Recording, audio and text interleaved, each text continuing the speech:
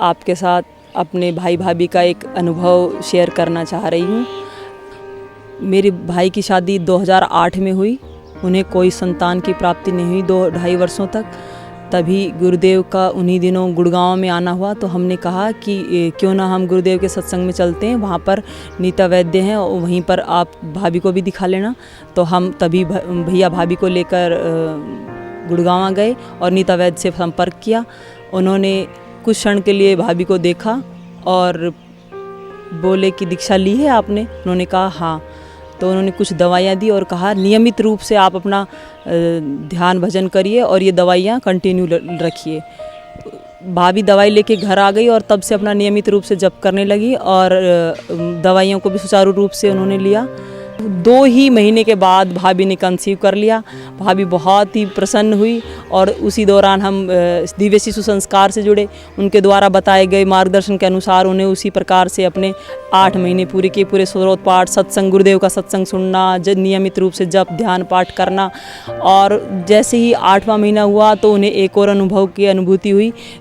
गुरुदेव का सत्संग अलवर में लगा था, तो किसी कारणवश कि उनको नहीं लेके गए थे कि डिलीवरी का टाइम नज़दीक है। जब हम वहाँ सत्संग से गुरुदेव के वापस आए तो उन्होंने बहुत ही प्रसन्न मुद्रा में हमें कहा कि दीदी मेरे सपने में गुरुदेव आए थे और वो एक टूटी हुई डोर को जोड़ रहे थे, जैसे कि गर्भस्थ शिशु के जीवन की डोर को ही वो जोड़ रहे थे। और वो कह रहे थे कि बेटी चिंता मत करना बिल्कुल भी, तुम्हारा जो बालक है वो बहुत ही बलशाली होगा। और कुछ ही दिनों बाद भाभी को टहलते हुए एक बहुत ज़ोरदार ठोकर लगी और उनको तुरंत हॉस्पिटल ले जाया गया। प्रसव की पीड़ा स्टार्ट हो गई थी। हॉस्पिटल में 2-3 दिन तक वो व्यथित रही, लेकिन कोई आराम नहीं हुआ, डिलीवरी नहीं। डॉक्टर बार बार फोर्स करती रही कि आप सिजेरियन करा लो, सिजेरियन करा लो, लेकिन हम सब अड़े हुए थे कि नहीं, हम सिजेरियन नहीं कराएंगे। गुरुदेव के बताए हुए अनुभव प्रयोग के द्वारा हमने वो गाय के गोबर का रस और तुलसी का रस उनको लगातार देते रहे और झमला मंत्र का उन्होंने लगातार जप किया।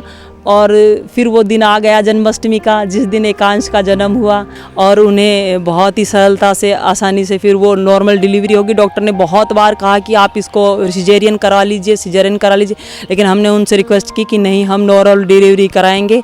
मैं आप सभी से ये गुजारिश करती हूँ कि आप भी ये दिव्य शिशु संस्कार से जुड़िए और अपने घर दिव्य संतान को लाइए। हरिओम, मेरा नाम एकांश है और मैं यहाँ पर शिविर में पहली बार आया हूँ। मैं यहाँ पर अनुष्ठान करने के लिए आया हूँ, तो मुझे यहाँ पर आके बहुत अच्छा लगा। तो मैं शंकराचार्य द्वारा रचित एक भज गोविंदम भजन सुनाने जा रहा हूँ। भज गोविंदम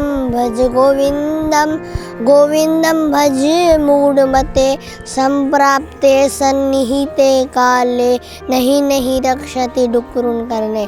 इसका मतलब है कि ये व्याकरण के नियम अंत समय में कभी काम नहीं आते, अंत समय में काम आता है तो गुरुदेव का ज्ञान।